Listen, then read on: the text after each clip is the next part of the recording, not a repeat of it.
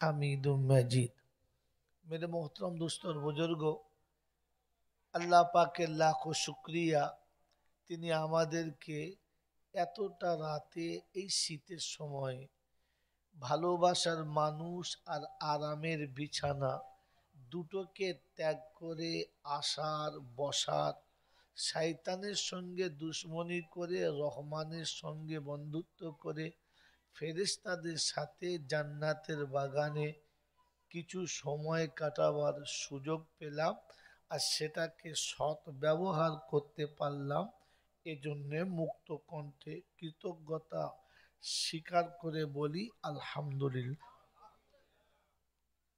সত্যি প্রশংসার একমাত্র মালিক হলো আল্লাহ।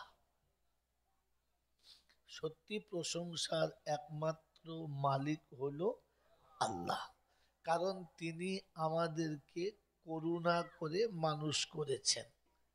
18,000 মখলুক যেখানে তিনি বানিয়েছেন, আমাদেরকে যা খুশি করতে পারতেন। আমরা কিছু আবেদনও করি নাই, আন্দোলনও করি নাই। তিনি অযাচিতভাবে আমাদেরকে মানুষ করেছেন। তারপরেও তিনি আমাদেরকে আরো একটু ভালোবাসা দিয়ে উম্মতে মুহাম্মাদি করেছেন। কেউ চাই নাই, তার কাছে দরখাস্তও করি নাই, তিনি আমাদেরকে উম্মতে মুহাম্মাদি করেছেন। এরপরে আরেকটু ভালোবাসা দিয়ে তিনি আমাদেরকে মুসলমানের ঘরে পাঠিয়েছেন। এখানেও তার ভালোবাসা শেষ হয় নাই, বরং তিনি আমাদেরকে ঈমানওয়ালা করে জান্নাতের বাগান পর্যন্ত পৌঁছে দিয়েছেন। এতটা যিনি আমাদের প্রতি করুণা করেছেন, আমাদের কর্তব্য ছিল তার জন্য কৃতজ্ঞতা স্বীকার করা। হ্যাঁ না না বলেন?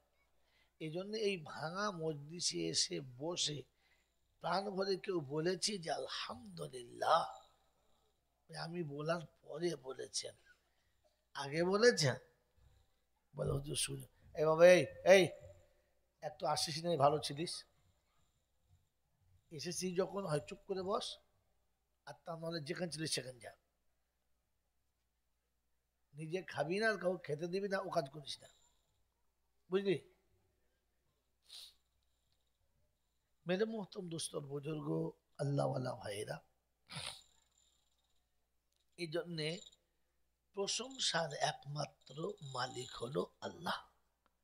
তিনি যতটা করুণা আমাদের উপরে করেছেন, পৃথিবীর কেউ কারো উপরে এতটা করুণা করতে পারে না। এতটা করুণা যদি কোনো মালিক কর্মচারীর উপরে করত, তো কর্মচারী অটোমেটিক তার গোলাম হয়ে যেত। এতটা করুণা যদি কোনো পুরুষ নারীর উপরে করত, তো নারী তাকে, তার জীবনটাকে তার নামে ওয়াকফ করে দিত।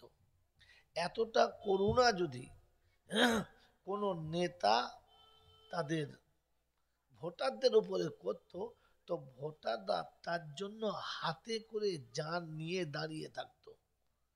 এতটা করুণা যদি, এতটা করুণা যদি কোনো শাসক তার শাসিত সমাজের উপরে করত, তো সমাজ তাকে মাথায় করে স্বর্ণের চেয়ারে বসিয়ে রাখত। কিন্তু এত বড়, অত হতভাগা আর এত বড় নির্লজ্জ আমরা, যে এত কিছু পাওয়ার পরেও তবু কৃতজ্ঞতাটুকু স্বীকার করি না। আল্লাহ আমাদেরকে ভাবার তৌফিক দান করুক, বলুন আমিন। আমি শুরুতেই বলেছি আর অনেক জায়গাতে বলেছি, আজকের মিডিয়াদের বলছি, আমার এই কথাটা অবশ্যই লাইভে দেবেন, এবং যতটুকু আপনারা ছাড়বেন তাতে এই কথাটা রাখবেন। বিশেষ করে আলিফ চ্যানেলদেরকে বলছি, তোমাদের চ্যানেলে দেবে যে ভাই শারীরিক অবস্থা ভালো নয়, যারা যেখানে দাওয়াত করেছেন 8টা থেকে 10টা, খুব বেশি 11টার মধ্যে যদি আমার টাইম দেন তাহলে নেবেন, আর তা না হলে দাওয়াত করবেন না, আর আগামীতে নেবেন না। কারণ এর বাইরে কথা বলা আমার জন্য অপ্রীতিকর, অন্যায়, সেটা জুলুম। আর জুলুম যারা করে তারা জালিম, জালিমের প্রতি কারোর রহমত হয় না। সেজন্যে অনুরোধ করছি, আগামী দিনে এরকম সময়ে কথা বলাবেন না। আমার এমনিতেই এ সময় কথা বলা নিষেধ, তবু যেহেতু এসেছি, একটা ভালোবাসা আছে, এই ভালোবাসার কারণে যতটুকু আল্লাহ শোনাচ্ছে ততটুকু আমরা ঠান্ডা মেজাজে অল্প সময় শুনবো। আর যদি মনে হয় দরকার তাহলে নেব, আর যদি মনে হয় ও যা হচ্ছে হোক নেব না, নাও নিতে পারেন। নেওয়া না নেওয়া ওটা আপনার, একটু নিচে করো, বাস, ঠিক আছে ঠিক আছে ঠিক আছে। নেওয়া না নেওয়াটা ওটা আপনাদের ব্যক্তিগত ব্যাপার। বলে যাওয়াটা আমার কর্তব্য, বলে যাচ্ছি। কারণ প্রতিটি বক্তা, প্রতিটি বক্তা বক্তৃতার শেষে গিয়ে বলেন ওয়ামা আলাইনা ইল্লাল বালাগ। তার মানে কি, আমল করা না করা আপনার ব্যক্তিগত ব্যাপার, আমার কাজ হচ্ছে শুনিয়ে দেওয়ার, আমার আর কোনো জিম্মেদারি নাই। সেজন্য মেরে মোহতম দোস্তর বুজুর্গ, শুনিয়ে রাখছি, আগামীতে ভুলগুলো করবেন না। আল্লাহ আমাদেরকে ভাবার তৌফিক দান করুক, বলুন আমিন। তো প্রশংসার একমাত্র মালিককে আল্লাহ। দরুদ ও সালামের একজনাই হলেন পাওনাদার, তিনি হলেন মুহাম্মাদুর রাসূলুল্লাহ।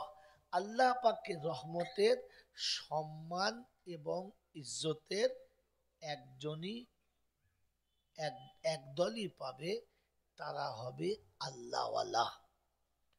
তারা কে? আল্লাহওয়ালা। এবার আমরা যারা বসে আছি ভেবে দেখি, যদি আল্লাহওয়ালা হতে পারি তো সম্মানের আসন পাবো, এটাই ফাইনাল। আর যদি আল্লাহওয়ালা হতে না পারি তাহলে সম্মানের জায়গায় বসে অপমানিত হতে হবে, এটাই অরিজিনাল। তার নমুনা দু একটা দেখে নেন। পৃথিবীর প্রতিটি পিতা সন্তানের কাছে সম্মানের, হ্যাঁ না না বলেন? সে আর যার কাছে যা হোক না, কমপক্ষে নিজের বাচ্চাদের কাছে সে সম্মানের, হ্যাঁ না বলেন? কিন্তু দুর্ভাগ্য, আজ সমাজের 100টা পিতার মধ্যে 99টাই পিতা ছেলে মেয়ের কাছে কি, যদি বলেন, ঘৃণার পাত্র, সম্মানের কোনো গন্ধই নাই। তার জন্য ছেলে আর বাপের কাউকে দোষ দিচ্ছি না, আমরা আমাদের দিকে তাকিয়ে দেখি আমরা সম্মানের পাত্র কিনা। কারণ সম্মান আল্লাহওয়ালাদের জন্য। কাদের জন্য? আল্লাহওয়ালাদের জন্য। মেরে মহতম দোস্তর বুজুর্গ, একটা সময়তে পাড়ায় যিনি বিচারক ছিলেন, হিন্দু মুসলমান জৈন খ্রিস্টান যে কোনো জাতির হোক না কেন, বিচারকের একটা সম্মান ছিল, ছিল না? এখন তো বিচারকের বাড়ির ভেতরের লোকেরা বিচারককেই মানে না, হ্যাঁ না বলে? এর দোষটা কোথায়? ওই একটা জায়গাতে, যে এ আল্লাহওয়ালার খাতাতে নাই। একটা সময় পাড়াতে চৌকিদার এলে, এখন তার চৌকিদার নেই, আছে আছে, ও ওই সিটটা মনে হয় তুলেই দিয়েছে নাকি, চৌকিদার এখন নয়, আছে। আগে পাড়ায় একটা চৌকিদার এলে পাড়ার লোকেরা ভয়ে পেচ্ছাপ করতো না, এই রে বাবা হঠাৎ চৌকিদার চলে এলো কেন, পুলিশেরও তার কোনো কথাই নাই, হ্যাঁ না না বলে? এখন পুলিশ কেন, যদি এসআই আসে, বড়বাবু আসে, আর যদি লালবাজারের পুলিশ আসে, তো বাড়ির বউরা উঁকি মেরে দেখে আর বলে এ শয়তানগুলো কি করতে এলো বলতো, কথা বোঝেন না? এই অধঃপতনের আর এই অসম্মানের একটাই কারণ, একটাই কারণ, যে আমি আমার জায়গার অবমাননা করেছি, আল্লাহ যে জায়গা দিয়েছিল সেটা আমি নোংরা করে ফেলেছি। কত বোঝেন নাই? এবার একটু করে মিলিয়ে নেন, শুধু শুনলে হবে না, মিলিয়ে নিতে হবে, মিলিয়ে না নিলে মনে থাকবে না। আমি পিতা হয়ে সন্তানের কাছে আমি বাড়ির অভিভাবক হয়ে বাড়ির মেম্বারের কাছে অপমানিত হওয়ার কারণ কি? প্রথম কারণ বলেছি যে যে জুলুম করে সে হলো জালিম, আর জালিম কখনো জান্নাতে যাবে? জোরে বলে না। আর জাহান্নামী কখনো সম্মানের পাত্র হতে, জোরে বলেন, পারে? এবার আমি মিলিয়ে নিই। মেরে মহতম দোস্তর বুজুর্গ, প্রতিটি পিতাকে জিজ্ঞাসা করো, বাবা তোমার ছেলে মেয়ে কটা? বলছে দুটো। দুটো? বলে হ্যাঁ আল্লাহ দিয়েছে দুটো। কে দিয়েছে? আল্লাহ দিয়েছে। এটা সন্তান কে দিয়েছে? আল্লাহ দিয়েছে। এটা সে বলে, বলে না? বলে না। কিন্তু জিজ্ঞাসা করো যে সন্তান বাপ চেনে? বললে হ্যাঁ। মা চেনে? হ্যাঁ। ফুপু চেনে? চেনে। খালা চেনে? চেনে। সবাইকে চেনে। জিজ্ঞাসা করো সন্তান কে দিয়েছে? বলে আল্লাহ। তোমার ছেলে আল্লাহ চেনে?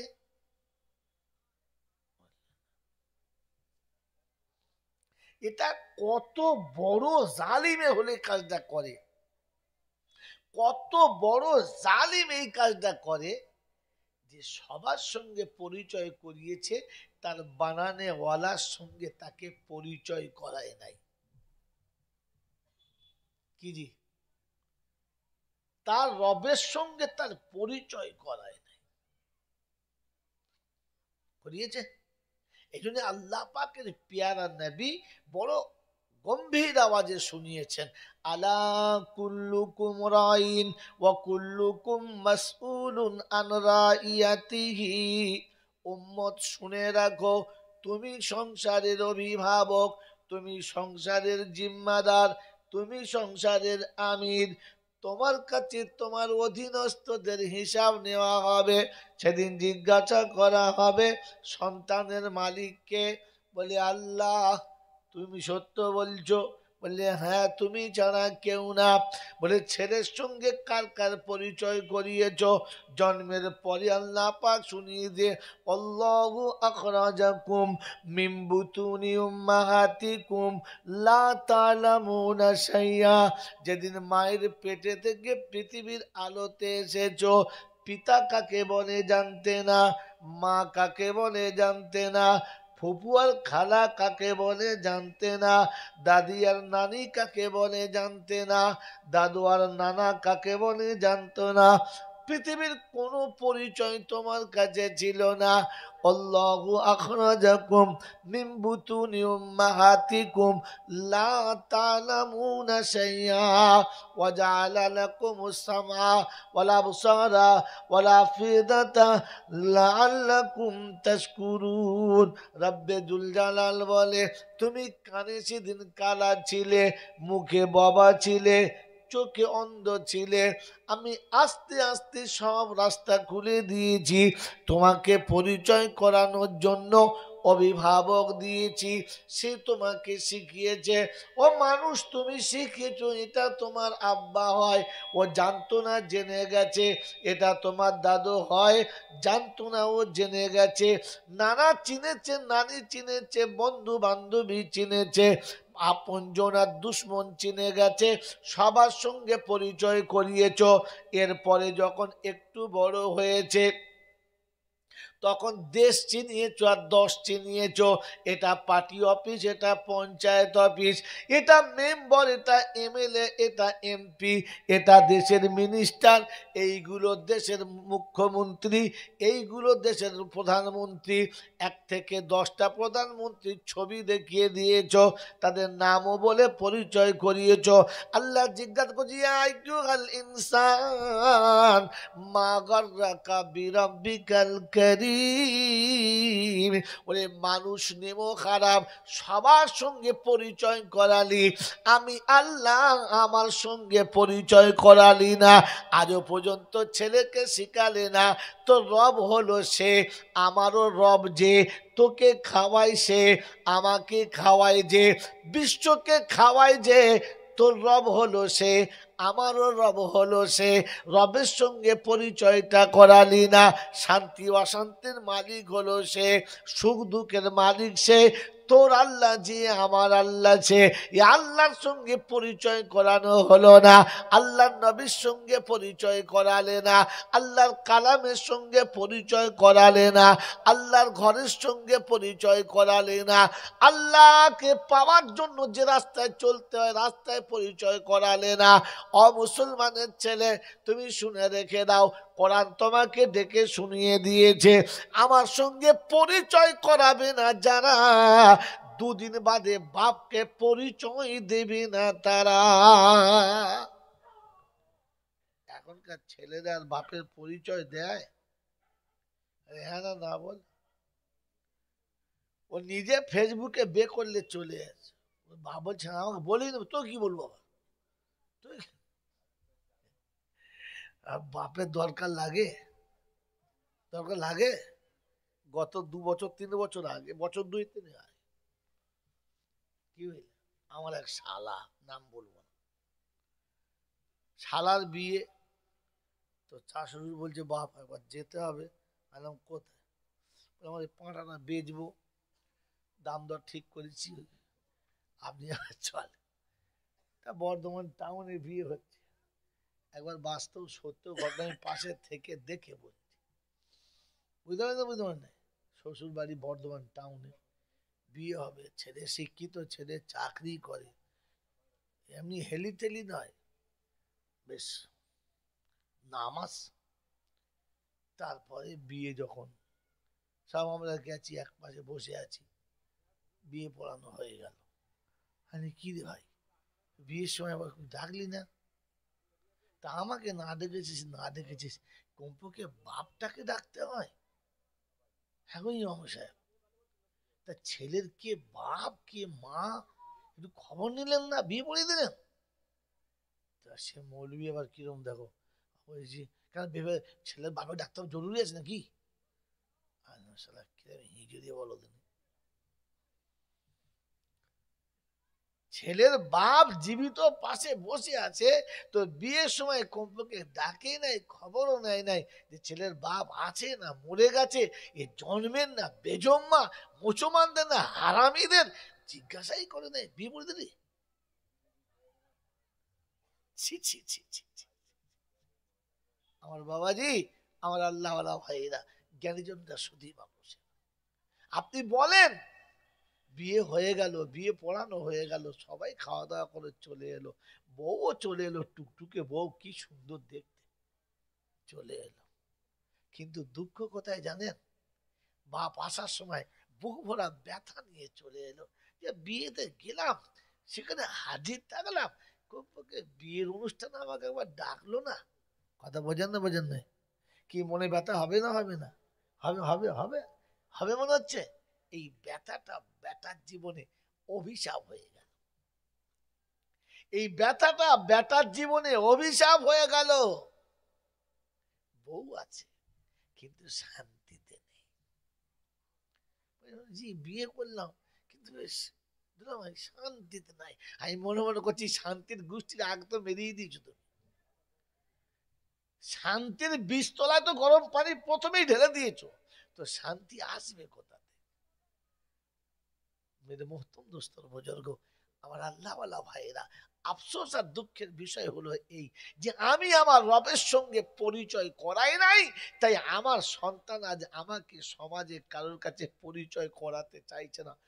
ছাড় তো, ওর নাম কি আসতে বাপ ছিল, দেখেছি এসেছে, থাকে থাকবে, না থাকবে না থাকবে, বিয়ে তো আমি করব। কথা বুঝে এসছে বাবাজি? সেজন্য আমার ভাই সিদ্দিকুল্লাহ অনেক কথা বলেছে, আমরা শুনেছি, সুবহানাল্লাহ, নারায়ে তাকবীর দিয়েছি, কিন্তু বলেন আমল করবে ইনশাআল্লাহ? জোরে বলেন। যারা আমল করবে ঈমানওয়ালাদের দলের লোক না শয়তানের দলের লোক? জোরে বলেন। ঈমানওয়ালাদের দলের লোক। আমরা কোন দলের? আমরা কোন দলে? আগে মিলিয়ে নি, আগে মিলিয়ে নি। আমি আগে বলেছি বায়ান, আগে যা হয়ে গেছে গেছে, এখন খালি মিলিয়ে নেন। আমার বাবাজিরা, আল্লাহ নবী বলেছে আর রাসূলু মা মান আহাব্বা, দুনিয়াতে যার সঙ্গে যার মিল হবে, কেয়ামতে তার সঙ্গে তার হাসর হবে। যার যেমন চলন হবে, কেয়ামতে তার বন্ধু তেমন হবে। আয় বাবাজিরা, আমার আল্লাহওয়ালা ভাইরা, জ্ঞানীজনরা, সুধী মানুষেরা, বলেন শয়তান ইমানওয়ালা না বেঈমান? কথা বলেন। আর বেঈমান?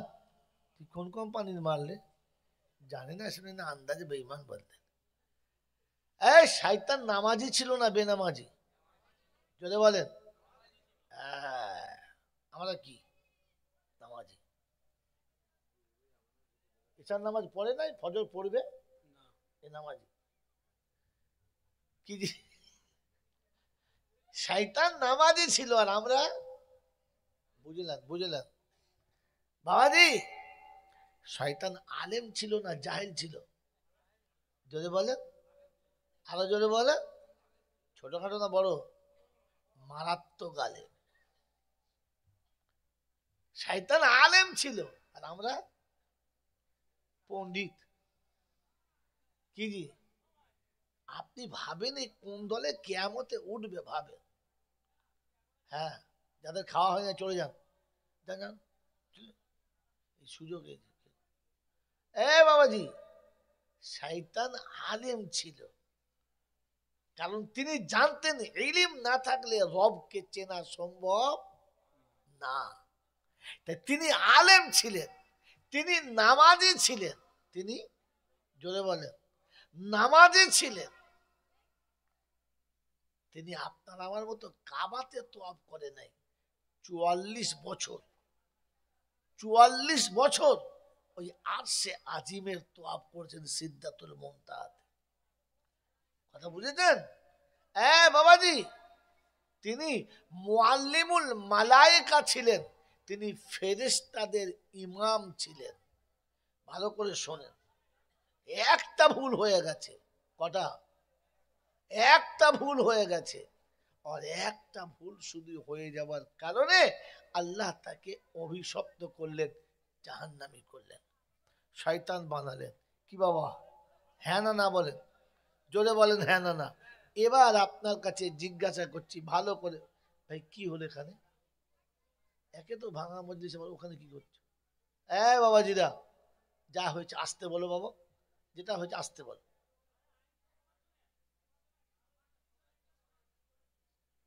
কি হলো?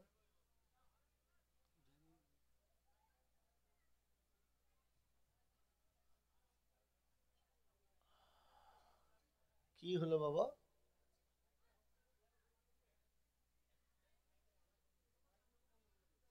আচ্ছা, ছেড়ে দেন, ওই অশান্তি করবেন না, চলে আসেন, বসেন। রাত্রি 12টা বেজে গেছে, বন্ধ করে দিতে পারে। চলে আসো। বাবাজিরা, আপনারা শুনে নেন, আপনারা শুনে। কি শোনাচ্ছিলাম? তো শয়তান অভিশপ্ত হয়ে গেছে। হ্যাঁ না না? জোরে বলেন, অভিশপ্ত হয়েছে তো? অভিশপ্ত হয়েছে। এখন অভিশপ্ত হওয়ার পরে খুব কষ্ট, খুব কান্নাকান্নি করে, কাজ হয় না। হযরতে মূসা আলা নবিয়িনা আলাইহিস সালাতু ওয়াস সালাম দিদারে ইলাহিতে চলেছেন, দিদারে ইলাহিতে চলেছেন। শয়তানের সঙ্গে দেখা।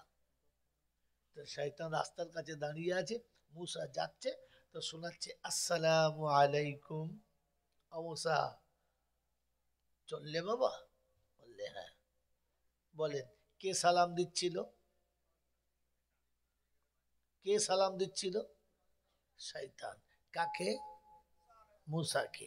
শয়তান মূসাকে সালাম দিচ্ছিল। আর আমাদের শয়তানরা এত বড় মৌলসাদের সালামই দেয় না। দেয়? আবার দেখে দূর থেকে, দেখি মৌল সাহেব আমাকে সালাম দেয় কিনা, তেগে বসে থাকে।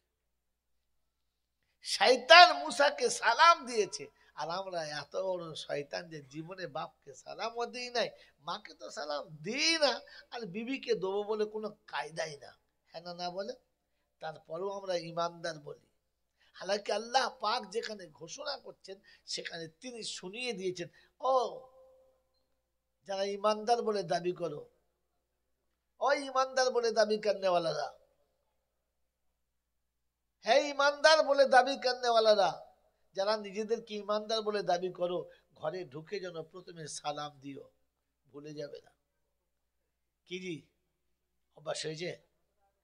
আজও অভ্যাস হয়েছে? আজও অভ্যাস হয় নাই। আরে মসজিদে ঢুকে মানুষ সালাম দেয় না, তোমার বাড়ি ঢুকে সালাম দেবে? কি জি আল্লাহ পাক শুনাচ্ছেন, ইয়া আইয়ুহাল্লাযীনা আমানু লা তাদখুলু বুয়ুতান গায়রা বুয়ুতিকুম। হে ইমানের দাবি করনেওয়ালারা, ও ইমানদার বলে দাবি করনেওয়ালারা, যারা ইমানদার মনে করো, ইমানের দাবি করো, তোমাদের জন্য ঘোষণা, তোমাদের জন্য আমার আদেশ, সালাম না দিয়ে ঘরে প্রবেশ করবে না।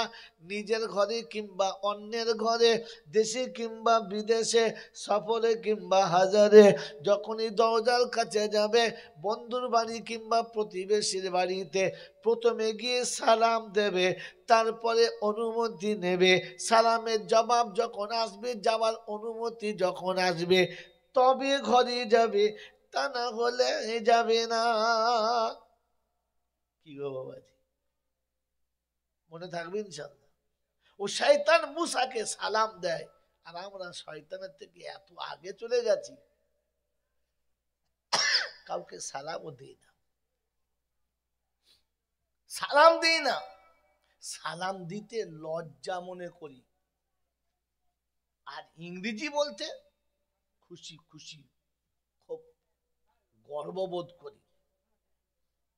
আমার আল্লাহ বলা ভাইরা, জ্ঞানীজনরা শুধু মানুষেরা। তো শয়তান মুসাকে জিজ্ঞাসা করছে, মুসা আল্লাহর কাছে চললে, এ ভাই, এ ভাই তোদের অনুরোধ করছি, আর মাইক চালাতে হবে না, মাইক চালাতে হবে না, যেটা চলছে না চলতে দে। ছি ছি ছি,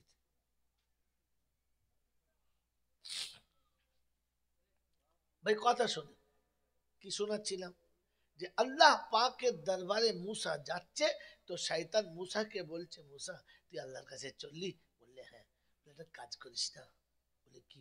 বলে আল্লাহকে একবার জিজ্ঞাসা করিস, আমার তো ভুল হয়েই গেছে, অন্যায় করে ফেলেছি, তা আমি অন্যায় যে করেছি, তা আমি কি কোনোভাবে তওবা করলে আল্লাহ তওবা কবুল করবে না? যদি আল্লাহ তওবাটা কবুল করে, তাহলে আমি আরেকবার তওবা করতাম, আমার ভুল হয়ে গেছে, তওবা করব, আল্লাহ যেভাবে বলবে। করবি তো? বললে হ্যাঁ।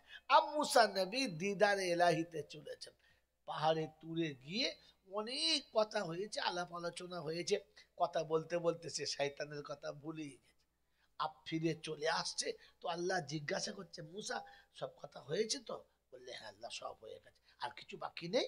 বললেন না। বলে আচ্ছা রাস্তায় কেউ কিছু বলে? বুঝে আল্লাহ মনে পড়েছে, আল্লাহ তুমি রহমান রহিম, সব জানো আল্লাহ, সব তো খবর রাখো, আল্লাহ আমার মনে পড়েছে। বলে কি? আল্লাহ শয়তান খুব কাঁদছিল, আল্লাহ বেচারি খুব লজ্জিত, ভুল করে ফেলেছে, অন্যায় হয়ে গেছে, তো বেচারি খুব অন্যায়, অন্যায় স্বীকার করেছে, খুব কেঁদেছে, তার কান্না দেখে আমারও খুব কষ্ট হচ্ছিল, আল্লাহ শয়তানের তওবা হয় না কবুল? আল্লাহ বলে, যখন কাঁদছে, তুই যখন বলছিস, তো ঠিক আছে, আমি ওর তওবা কবুল করবো, একটা শর্ত। বলে কি?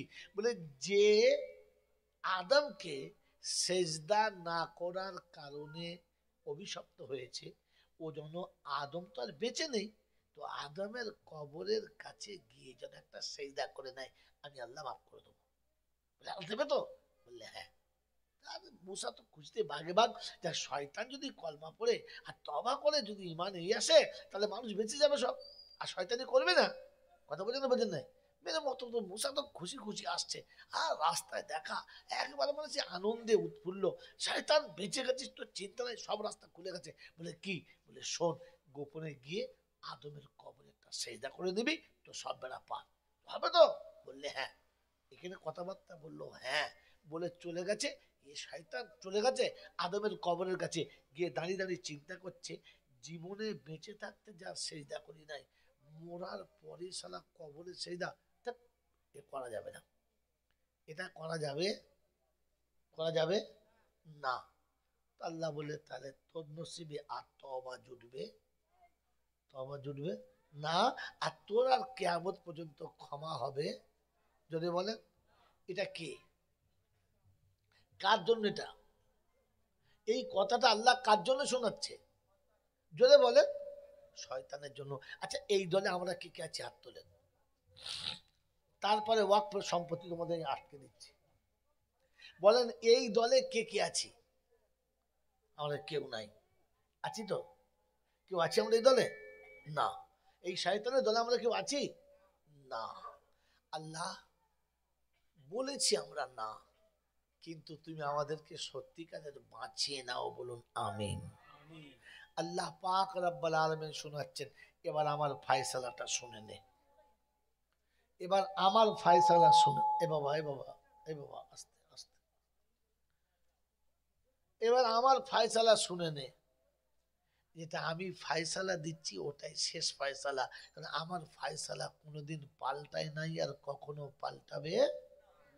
তিনি শুনিয়েছেন, ওয়াকাদা রব্বুকা আল্লা তা'বুদু ইল্লা ইয়্যা ওয়া বিল ওয়ালিদাইনি ইহসানা ইম্মা ইয়াবলুগান্না ইনদাকাল কিবারু আহাদুহুমা আও কিলাহুমা ফালা তাকুল লাহুমা উফফিন ওয়ালা তানহারহুমা وقل لهما قولا كريما واحفظ لهما جناح الذل من الرحمة وقل رب ارحمهما كما ربياني صغيرا।